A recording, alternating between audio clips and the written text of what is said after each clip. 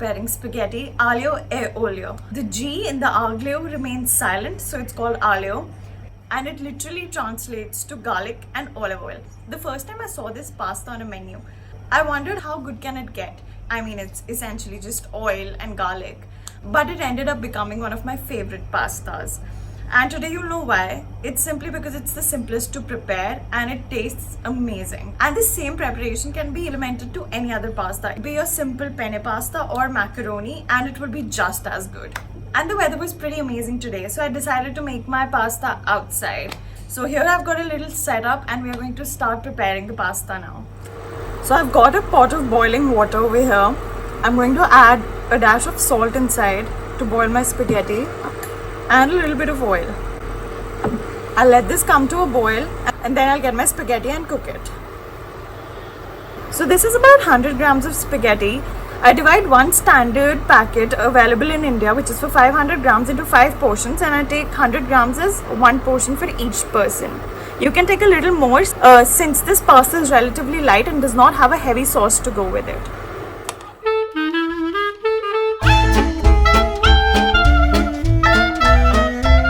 So Italians cook their pasta al dente, which means that it's still firm when you take a bite. But we're Indians and we don't like anything even slightly undercooked. So we are going to cook it properly the way we like it, but not overcooked in a way where all of it becomes into a mess. The way I check whether my pasta is cooked is very simple. I take one of the strands out and eat it. So I'm going to remove this and we'll proceed to the next step. And guys, the most important part, this water holds the entire recipe together, so please do not throw this water.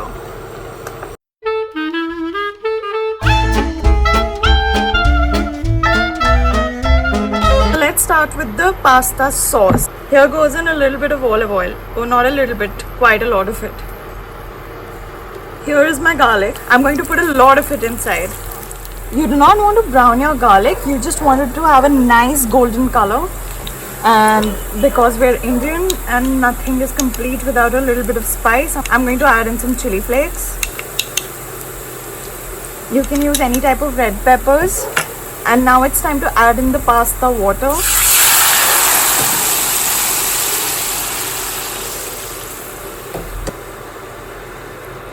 As I always suggest, one should use a stage-wise method. Keep adding in a little and then see what is the outcome and then add more, instead of adding all of it together and then trying to reverse the process. For beginners, it is always advisable to start with cooking on low heat. That gives you a larger scope to save your dish from burning. So this water has some starch which helps the sauce in thickening and binding the entire pasta together. Keep simmering this till you achieve a relatively translucent sauce. I'm going to add in a dash of chopped parsley.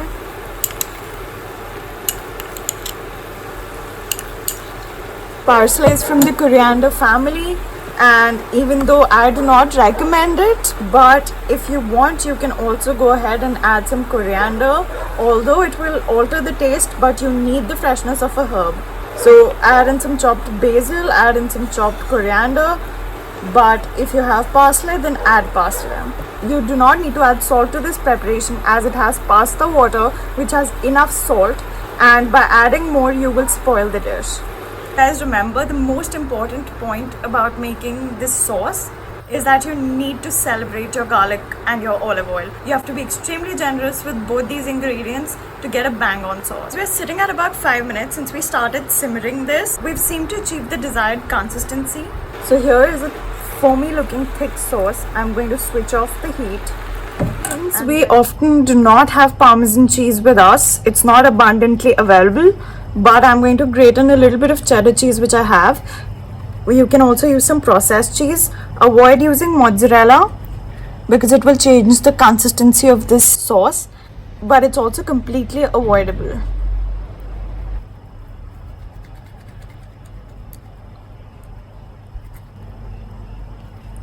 So guys, before we start plating up, I'm going to give you an additional tip onto how to take this a notch above.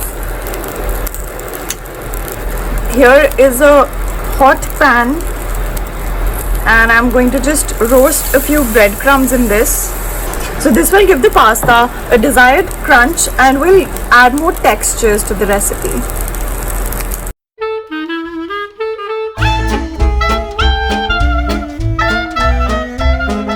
This has turned slightly golden brown, and now I'm going to remove it from the heat.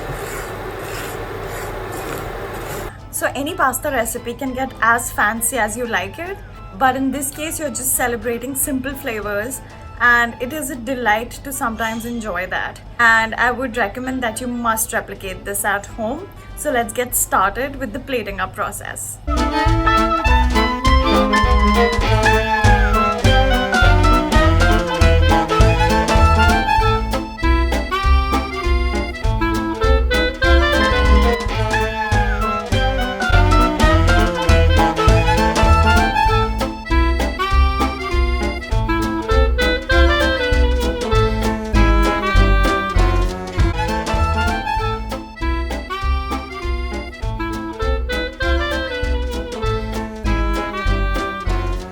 So here are some cherry tomatoes. I'm going to put this on the plate to give it some additional color.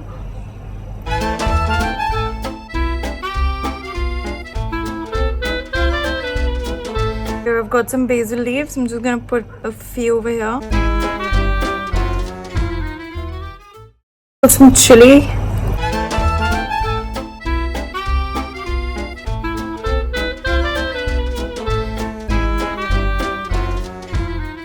So today I have a very happy sister who's waiting desperately to have this plate of pasta, and I'm heading straight to the kitchen to plate more of these. Please like the video if you found the recipe easy to cook, and also feel free to ask any questions regarding substitutes, etc. I'm always available to answer those questions.